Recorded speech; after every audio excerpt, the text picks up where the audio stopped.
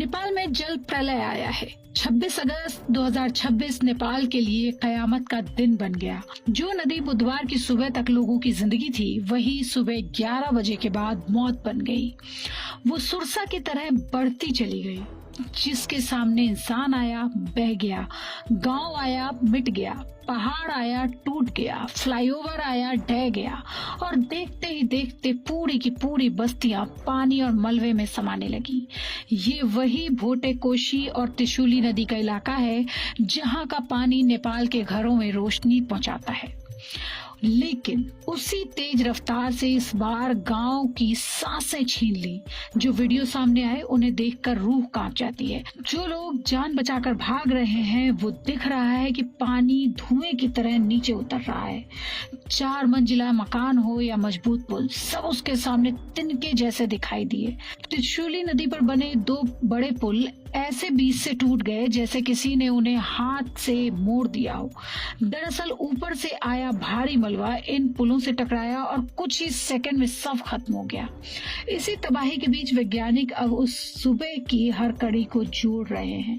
अमेरिकी भूवैज्ञानिक सर्वेक्षण यानी USGS के मुताबिक सुबह 8:22 पर तिब्बती इलाके में 4.4 तीव्रता का भूकंप आया।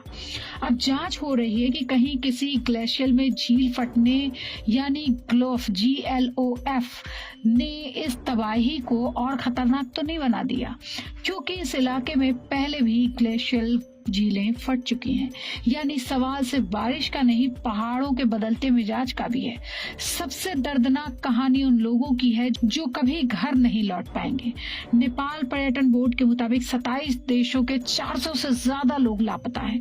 इनमें 62 नेपाली, सैकड़ों विदेशी नागरिक शामिल हैं। भारत के भी 133 लोग लापता बताए जा रहे हैं। अमेरिका, ब्रिटेन समेत कई देशों के यात्री गायब हैं। इनमें से ज्यादातर मानसरोवर यात्रा पर निकले थे। अब तक 95 लोगों की मौत की आधिकारिक पुष्टि हो चुकी है, लेकिन मलबे के नीचे दबे लोगों को देखकर डर यही है कि यह आंकड़ा अभी और बढ़ सकता है। नेपाल सेना 15 हेलीकॉप्टरों के साथ राहत अभियान चला रही है। 250 से ज्यादा लोगों को बचाया जा चुका है, लेकिन हर बीतता घंटा उम्मीद को थोड़ा और कमजोर कर रहा है। इस जल प्रलय का असर अब भारत तक महसूस होने लगा है। नेपाल से निकलने वाली गंडक, नारायणी और कोसी नदियों पर लगातार नजर रखी जा रही है।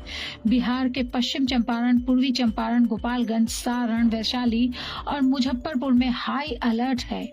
उत्तर प्रदेश के महाराजगंज और कुशीनगर में भी प्रशासन पूरी तरह सतर्क है।